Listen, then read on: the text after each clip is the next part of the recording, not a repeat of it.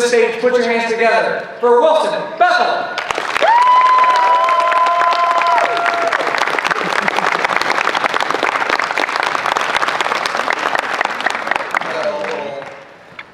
Chair, couch.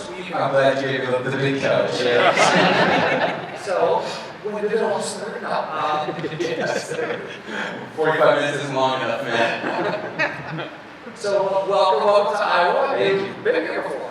I think I've driven through Iowa. Driven through. Cross country trips, but I don't think I've ever lingered like I'm lingering right now. Or did you do just the interstate, or did you do like, No, were you able to do like the Route 66? I've done a couple different versions of it, but the one that I remember come through Iowa, I think I was like 18, and there was some zigging and zag going on. Yeah, it wasn't just a straight shot, so we were doing some scoring. I love the concept of like cross-country driving. Driving and road tripping in general is like one of my favorite things in the world. And whenever I go to other countries too, I always try and bring a little bit of that American road tripping spirit over there. Sometimes people look at me like, you drove from from Spain to Italy? Like, why would you do that? I'm like, are you crazy? Why wouldn't you do that? Right. Yeah. So I don't know. It's I love being in the car with some music, just taking the scenery.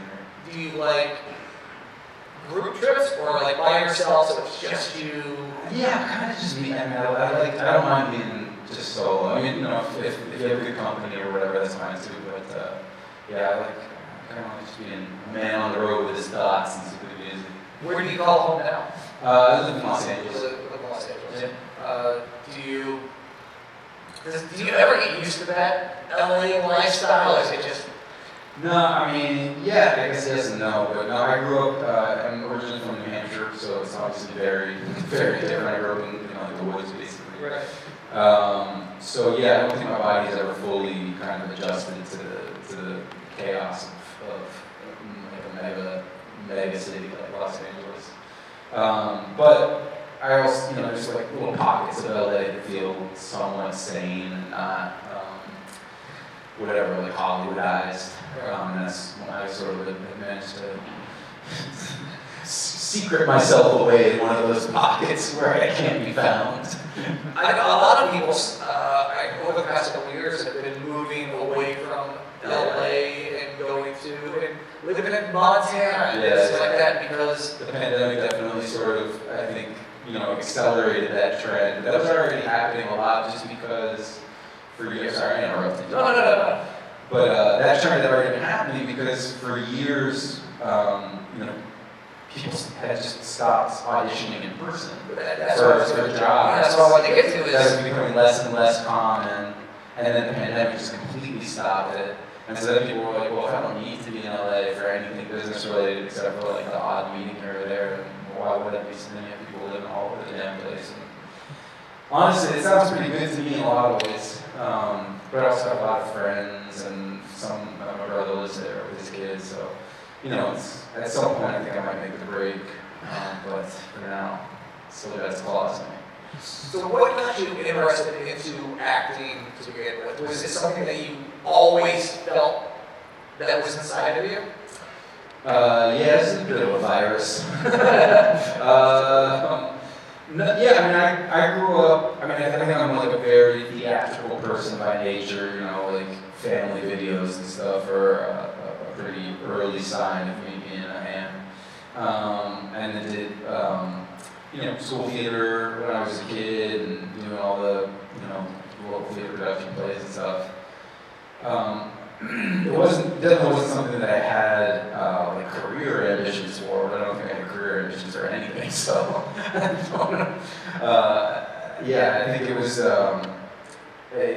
That didn't really even set in to me in a realistic way until I was already actually working as an actor. That it felt like, oh, this is something that maybe you can actually like make a career out of. I think even once I had already moved to LA and started auditioning for things, it always kind of seemed like, oh, this is just kind of like a lark, something fun I can sort of, do as I'm trying to figure out what else to do in my life.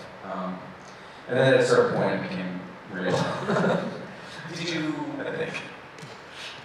did you see yourself, I understand you didn't necessarily see yourself as, a working actor, but like when you started moving towards that way mentally, did you envision more movie, that you wanted to be in movies, character actor, television shows?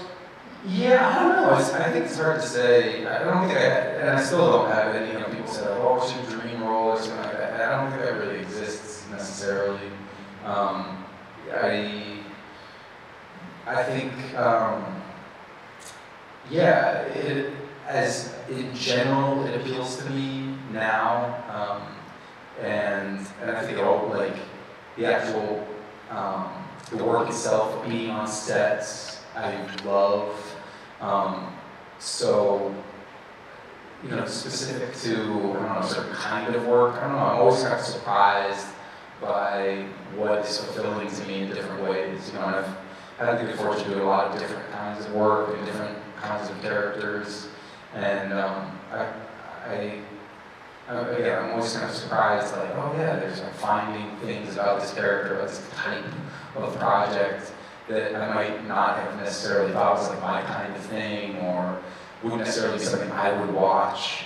And then after the fact, I'm like, oh, that was such a wonderful experience for a variety of reasons. I would think that, you're younger and you, well, thank you.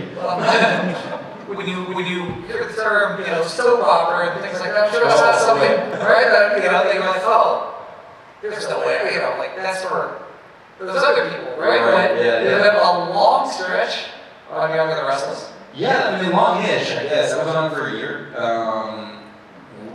which you can get a lot of episodes of soap opera in a year. But yeah, that's a great example of a show that I don't think I'd ever seen a soap opera until I was on one, and then you just kind of sort of sink into the mayhem of it and the craziness of these storylines. But again, it was also I was very young at that time. I didn't have a lot of experience, and so it was just interesting to me to be in that environment of this of the family of people who create these shows and kind of the vibe on those sets, and it's super weird and funny and it's just many moments where you're like, is this real life? What am I doing here? But also great, and I still have several friends from those shows, which was almost 20 years ago now. So. That's hard. Yeah, exactly. To have that. Not that long, but it was a long time ago. To be on a show like Young and Restless that has such, a history. Yeah. Again, as you said, it's something that you never saw yourself. But on the opposite side of the Hollywood side, Daredevil. Sure. Daredevil comes. Now part of the MCU. Sure. Were you a fan of Marvel Comics when you were younger? Yeah, definitely. My brother and I were both, we both go to the comic shop every week to get the new editions. I was weirdly a big Silver Surfer fan. I was a super random one. This guy knows. Yes. But I don't know, something about him, he just was the coolest dude in the universe, And then my brother was a big Spider-Man fan, and so when we started to switch back and forth, so we I also got really into Spider-Man, and then also the old Dark Knight stuff. We had I wasn't strictly a Marvel guy. So yeah, and then we were I remember the early Ninja Turtles comics that we got super into, but yeah, sort of diffuse. I was never bled, Right. but I was always interested in the worlds and specifically the art. If a certain comic had a great run of art, I was always really into that. Yeah. Anyway. So now that your character Bullseye is getting into the MCU, do you kind of fantasize about the what ifs that being a fan, of the movies? The amazing is you don't have to fantasize it happening. You know what I mean? The fantasies are playing out in real time. Right. So yes, like of course there, I would love to, have some kind of insane battle with Hawkeye or something like that, but the truth is that just getting to do it all, getting to put on, these fucking crazy, these like crazy spandex suits and throw stuff that kills people, like it's bananas and like a total childhood, dream basically. So me and my brother grew up doing choreographed fight scenes, and now we just have like extremely professional people choreographing the fight scenes. Right. A little better. It's somewhere out there is a possible scene with the Silver Surfer. You know? I mean, God willing, for millions of guys, they just let me ride that board, baby. Come for you, Galactus. You mentioned that in the spandex. What was it like the first time that you saw yourself in the costume? Oh my God, I got a nice butt. The first time I saw myself in the costume, yeah, I think it sort of the nature of it, as you guys well know, we're out here in costumes today. Like you kind of stand an inch taller. You feel like, you feel like a little bit, I don't know, more something. It's pretty cool. There's, I think, an element of dressing up that, or even if it's just putting on a suit, if that's not your normal thing, that all of a sudden you become more something. You become like an elevated version. And I think that's really cool as an actor, where your job is to sort of be able to see yourself in a different way or inhabit some other aspect of yourself. Then a costume is extremely helpful, because you just look at yourself and you're like, okay, I'm that guy, you know what I mean? So it's pretty cool. While the MCU and Marvel is often very heavily guarded as far as secrets, when you were I'm a little bit about asking anything. I don't care if I get fired. when you were auditioning, did you know what you were auditioning for? I mean, I knew it was for Daredevil. I did not know that it was Bullseye at the time. They didn't ask me to throw darts or anything. That would come later. What was the audition process like? I mean, fairly traditional, I guess, in terms of what audition processes are like. An initial read with with just a casting director, and then that casting director, if they like the work, they pass it up the chain of command.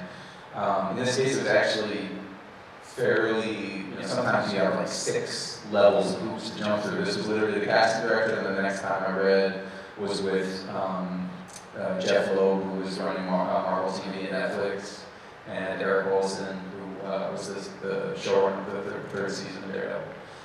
And that was it. I read for the role twice. It was phony, made-up sides that weren't actually in the show, but were like villainous. They were like words that would be spoken by a pretty messed up dude, who maybe had issues with his parents or whatever. And that was it. And then I got the job, and I bounced off the walls for a while, and then got down to work. That's awesome. I want to talk about something that's completely out of left field and has nothing to do with the MCU. And they always say don't believe everything. Honestly, we wouldn't talk about this. They say don't believe everything you read on the internet, but I have to ask about this and ask if it's true, and I hope it's true. Oh, man. And that is charade parties. Oh yeah. Yeah, I love charades, and I for many years would have regular dinner parties where I just invite a whole cruise. We had, I would say it was like an elevated party house. It wasn't like a frat house, but it was with a little style. But we would have almost every party would devolve into mayhem games of charades, and it's still if anybody wants to go crazy on some charades, let's go. Maybe we could do that tonight. Maybe Let's get weird. All gather over as hockey tonight for some. Sign me up, yeah. So how Buzzard Billies or whatever it is, let's go. Yeah. How does that, is that like a love of improv and things like that? Is that where that comes from? Yeah, I think so. Just the same deal. I'm on, forget about, as a career being an actor. Like I just love being goofy and physical and whatever. So yeah, sure. And then add to it, maybe you're drinking a bit and it's social, and so like that's also that. Do you get better? The more drinks you have, the better you get. To a point. There's a point of diminishing returns in your charades performance for sure. Yeah. And speaking of improv, I want to talk to you about your appearance on Whose Line Is It Anyway? It's so funny. I literally hadn't even thought of that for years. And another guy today was like, "Hey man, that Whose Line Is It Anyway?" It was so great. Yeah, I mean, it's super random, but it was so much fun. How do you get the call for that? Is it something that like they reach out to you? Did your like agent say, "Hey, there's this thing"? No, I mean it was. I don't know if it's at the time. It was on. They were airing it on CW, and I was doing a show called Hard to Dixie at that time, and so I guess they thought maybe I would be a good fit for it because I'm a lunatic. And that was it. It was so they called me and asked if I would be interested. And of course, like I used to watch that show. I love those guys. Those guys are legends. So yeah, that was it. And then next thing I knew, I was like drinking my pee or something like that. Not really. That was like an improv game. They when the cameras are on and the cameras are it's always because they're a little bit slower, but they feel like they're happening so fast. Oh my God, yeah. So when you are doing that and you're having to come up with things on the top of your head, or are you just mentally freaking out? You're like, but I have to maintain that level of.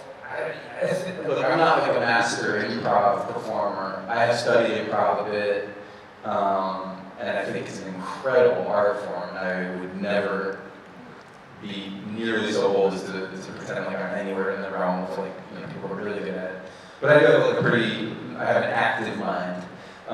So no, I don't think it suits me well in a way of just like thinking thing popping into your head and then you just kind of go with it. But yeah, it's also scary and terrifying beforehand. And then once you're there doing it, you don't really have time to think. Right, you just have to do it. So again, as I said, we do have a microphone right here. If you would like to start lining up, while all folks are starting to line up, I'm gonna ask you about your convention. And my favorite question to ask is, while you're at these conventions, or even on set, but mostly within the convention life, has there been a moment where you saw another guest and you kind of fanboyed out a little bit? I think for sure. God, now I'm feeling like such a knucklehead because I'm spacing like names, but what's his name? I mean, one of the freaking John Cleese was at one of these things recently, and I was like, I went up to him. I mean, he's an old dude now. He's probably in his 80s maybe. But I went up to him and was like, dude, you fully shaped my understanding of what comedy was. When I was a kid, thank you, I didn't, So that was, it's cool. It's an amazing thing. My wife's always giving me shit for it because, I'm so shameless. When I see, when I live in LA, so it's not like we all have, weird secret societies where we all get together and, just pump each other's egos for 6 hours. But you see people around every now and then, I would, unabashedly go up to people and I'm like, I love your work and X, Y, or Z. I think it's important, to shower praise on people that you respect or that their work meant something to you. And that's cool. Which is why I'm here to get my ego stroked by all you guys. Speak up. Hello! Please, no questions. Hi, Mr. Bethel. I'm a huge admirer of your work. Yes, keep it going. You are amazing.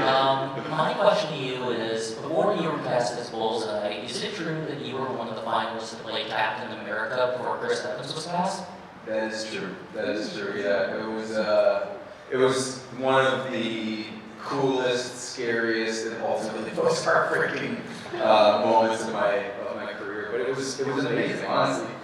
In terms of not to go kind of too overboard, but in terms of kind of the moment in my career where I think I started taking myself and the job itself seriously on a different level was at that time. Because until then, it sort of felt like, yeah, whatever, this is fun. I'd done a year on a soap opera, it's something I could laugh about, and and then all of a sudden, you're you're putting on a Captain America suit, and like, you know, people are taking you very seriously, and if you don't take yourself seriously at those moments, then you're kind of an idiot. Did you get to hold the shield? I got the whole thing, man. Yeah. We did two separate screen tests, and they built whole, you know, sets on stages, and there were extras, and the whole thing. It was like, you know, up to that point, it was the biggest thing I had done, and it was just like a test. It was just a screen test, you know, and it was so exciting and just crazy, you know. But anyway, some other guy died. I can't remember his name. Like all the other Avengers, though, great guys. Yeah. Thank you. Any other questions about the roll shooting again? Yeah, no. If we can keep those going. This is whatever skeletons you want to drag out of my God. Oh, you're supposed to make me feel better. I'm kidding. That's a great question, honestly. I think it's important to also recognize, like, formative failures, you know? Or not, it wasn't a failure, but it whatever, shit. Anyway, thanks. So, you've been through quite a few different movies and shows and everything from the past. With your kind of experience that you've been through, what can you say is the role you probably learned the most from? That's a great question, man. I think Dex probably, insofar as I think it challenged me the most, and maybe the most insecure. And I feel like usually when you're doing something that's really scary, that makes you feel like you can't do it, it's probably the thing you should be doing. You know what I mean? But it was really hard for those reasons too. It's hard. It's really hard. Sorry, that's a Dex pull. Well, Yeah. it is kind of an opposite from some of the past roles you had. Yeah, exactly. Yeah. So yeah, I mean, I think that was the process for me was in terms of I think what you were talking about in terms of growth is like just what it means to lean into something that you really don't know if it's going to work. And I'm in general not really great at that. I tend to be a little risk averse. So that was a cool thing to, you know, be doing something that I literally sort of constantly was like, am I fucking this up? Like, am I ruining this character for people who care about this stuff? And that's part of what has since made the response that, well, I think a lot of people have felt that character feels so gratifying. It's like, I didn't know what the fuck I was doing. You know what I mean? But anyway, yeah. Thank you. Is there a second part to that? Oh no, it sounded like you had a second part to it. Thank you. Hello. Lynn, we'll over here. All right. What would happen to be your favorite fight sequence in Daredevil? Hands down, the bullet scene, yeah. And how long did it take you to film that last one? The very last one? Yeah, The three-way with this? everything going on, yeah. What's still insane to me about all of those fight scenes, and not just mine, but also the Daredevil scenes. As far, if I'm correct, there's not a single one of those that was longer than 1 day to shoot. Which is, I mean, to put that in context, I mean, I don't even know, but like, whatever, some of these scenes that, you know, might be in one of the MCU movies, they might shoot one of those for 2 weeks or more. You know, like, so to get the quality of some of those scenes that they execute in that show and the kind of time frame that it is just absolutely staggering. But yeah, 1 day. And then One night. one quick one, did Colin Farrell ever reach out to you and be like, you totally killed that role? I'm gonna check my phone, but not yet. Yeah. Thank you. Hello. I don't know. Such an honor to meet you again, by the way. Yeah, this is, by the way, this dude shows up in his bullseye shirt, his bullseye hat, and dude, there's a few legit bullseyes out here. I love this. So my question, to no surprise if we do that Daredevil. Yeah. I'll speak a little coyly because I'm sure that Marvel snappers are watching and I always see that sideline. But if Dex was thinking in Void again about like rebranding, do you think he might put a target on his forehead of any kind, whether that be a tattoo or a scar or... I mean, I don't know, it seems like you're trying to get Wilson Bethel to put a target on his forehead. Yeah, I'm sure they're watching it right now. I'm gonna have to elegantly ask. Elegantly ask my question. And my second question, this is a super quick one. How would you expect for kind of going forward with Daredevil to top the 11.5-minute hallway one-shot at the prison? I mean, I don't think, let me put it this way. I don't think you top that on its own terms. You have to come up with new ways to be inventive and electrifying and, you know, badass and whatever else. So I have seen some of the fight sequences from the new series. They are absolutely incredible. And I think they hold their own against the absolute best of what has previously been done. Thank you so much. Hi. Hey there! Like my costume? You look good, brother. Thank you. So I got an interesting question if Marvel is allowed that you can say. Will we ever get a comic accurate bullseye costume like I'm wearing? Nobody will rock it like you would, my man. But Thank you. I can't. I don't know. I honestly don't know. Okay. Thank you. Yes, indeed. Hi, What's how's it going? Good. So, when you were going into Bullseye, was there any like outsider influences as to what you were thinking as to like what you could add to the character to make it different from like, you know, Colin Farrell or just whatever, just something from other movies? Sure, that's interesting. I still have never seen the Daredevil movie. So I obviously people make reference to the Colin Farrell character. I've seen like little clips of it. It seems pretty wild. But I've never seen it. So I don't. Yeah, I don't. I did not pull anything that specifically. Like the quality of the writing that was being done for the character in that season made it much easier to understand what could very easily be like sort of an impenetrable character or just like a one-layered character or whatever. So it gave me a lot to work with in terms of somebody who's just, then you're not looking at it as like, how do I access like a supervillain? No, how do I access this really troubled guy who has certain systems in place to, so that he can function in life. But there's a lot of stuff going on underneath that. Would you say you had to tone that down at all? Like when Disney came in, do you feel like you have to take some of those things away, or? No, definitely not. No, the character is the character, man. So yeah. Sweet. Yeah. Thank you so much. Yeah, just keep scoring it. Yeah, thank you. Yeah. Thank you.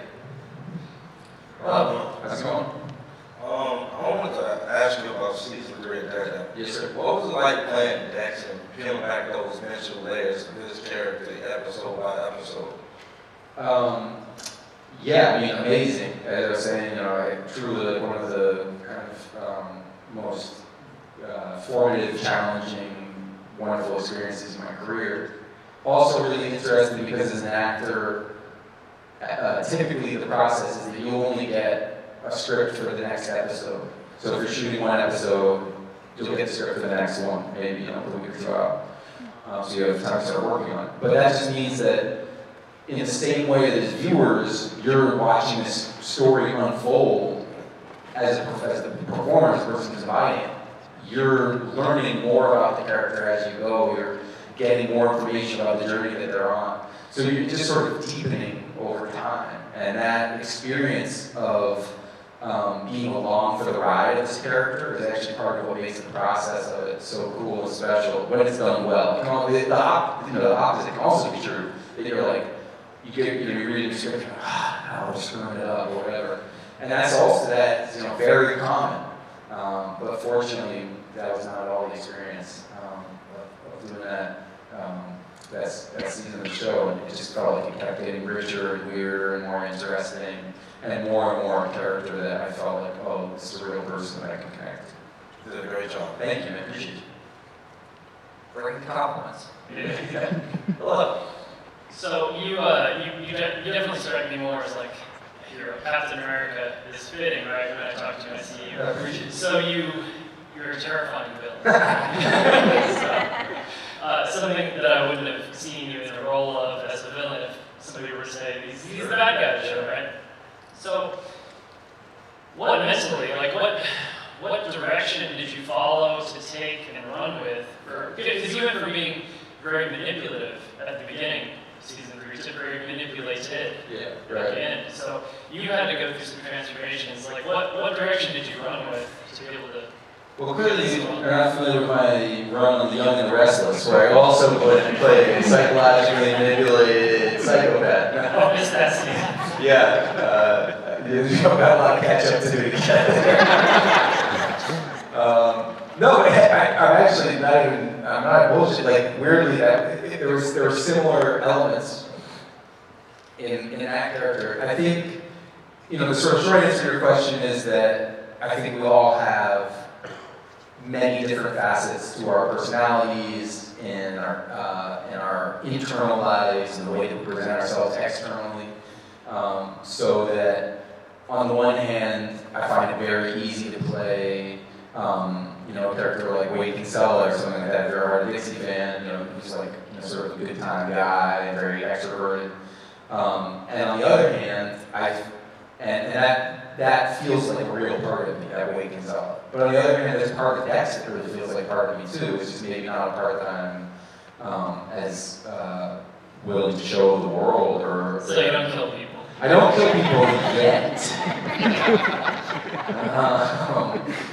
But there's certainly really strong connections that I feel to that character, even though, the thing I kind of always say is that, like, as an actor, I think you're always sort of messing with the dials.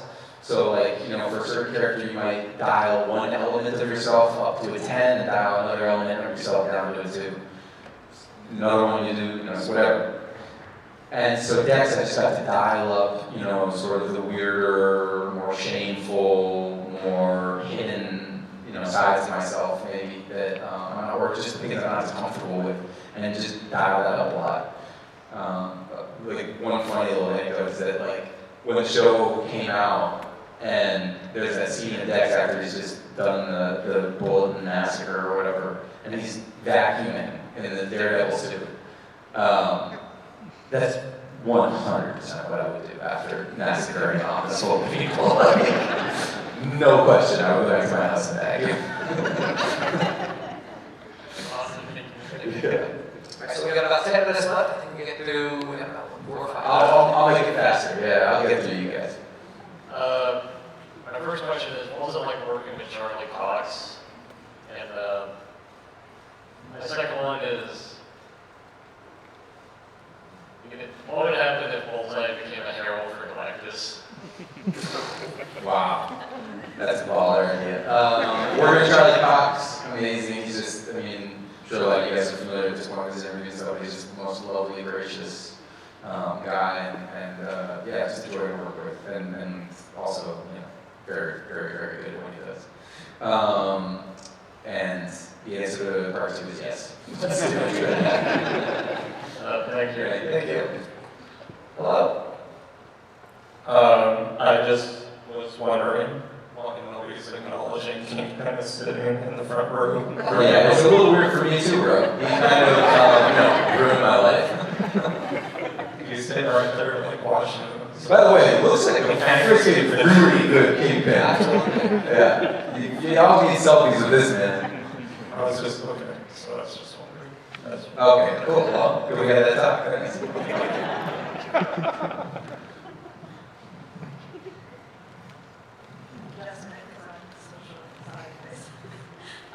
So I definitely understand if you can't answer this first question, but there's a whole contingent of people who would be really mad at me if I didn't ask. Okay. Who are extremely worried about what's going to happen to Foggy Nelson in Born Again, and are really hoping that there's been a serious change from that leaked original script where he got killed off. So hypothetically, I don't know why you're worrying about Foggy, not me. Where's your concern for both sides? sorry, we just love him deeply. Hypothetically, it possible that Bullseye is going to be killing a named character in Born Again? No, sorry, I can't answer it. Okay, I do have another question. All right, excellent. I really liked the character arc that we got to see of Bullseye and Daredevil season 3. Sure. Is that something that's sort of continued in Born Again? Do we get some more interiority to your character? Absolutely. Yeah, I think that was something that was really important to me for sure. And I think yeah.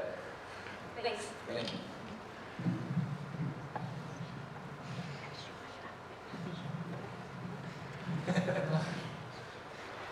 Okay, so my question for you is, since you've been in the industry for a while, how do you pick and choose like your passion projects that you're going to work on?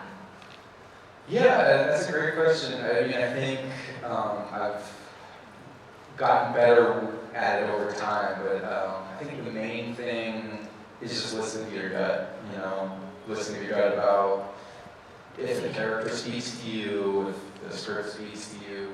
I don't know, there's certainly not like a rule about it, but I think for all of us who are, you know, fans of art and, you know, shows and stories, you know within 5 minutes when you're sitting down to watch something, whether it's speaking to you or not.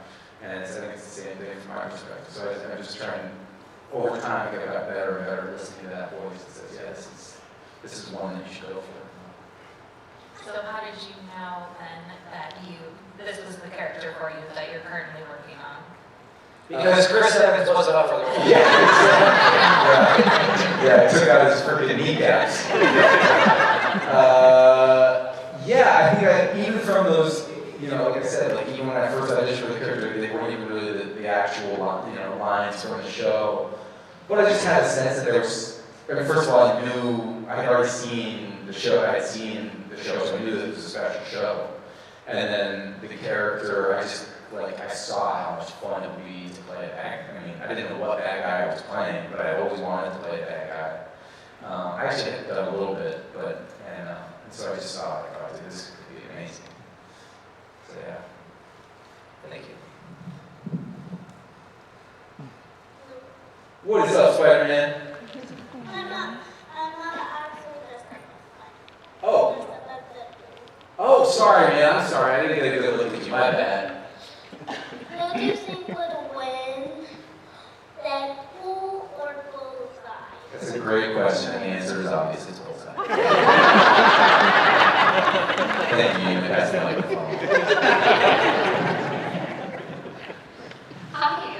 So on the set of Daredevil, to what extent did you have like any wiggle room and altering the lines and like, you know, changing what you say at all? And to what extent did that like carry over to the set of Born Again?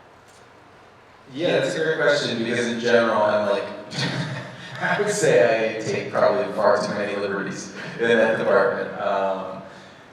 But I think I probably took far fewer doing Daredevil. And that's partly because the character is just written really well. Usually you're taking liberties because you're trying to fix something that's not working. And for me anyway, like as an actor, I'm like, okay, how can I make this line not suck so I don't feel like a total fraud saying it? But if the lines that are written for you are pretty good, or better, then it makes your job a lot easier. And yeah, so I honestly, I remember doing very, very little of that. Also, I was in deep with the character where like, I felt like I was in sort of over my head in some ways, and so I had a lot of trust in specifically Eric Olson, who was the head writer of that season. Like, I just had to trust him that he knew where he was taking me, and he did, you know. So there are times when you feel like you know the character better than even maybe some of the people who are writing the character, especially on TV shows where you have a lot of different writers taking a crack, you know, at characters, or in comics, same deal, right? Some writers you feel like got the character better, and some you're like, well, I think that's not the guy, you know? Anyway, I don't know, I'm sort of rambling there, but the point is that when a writer's doing a great job and they get the character, then it makes your job easier too. You don't have to start going off script. Thank you. Great question. and that is our time here. Any last words for our folks here in Des Moines? Just it's very meaningful for me. You guys all come out and this support. I can't thank you all enough for being here. It's very, it's very cool. It's cool meeting you guys. All right, please give it up one more time.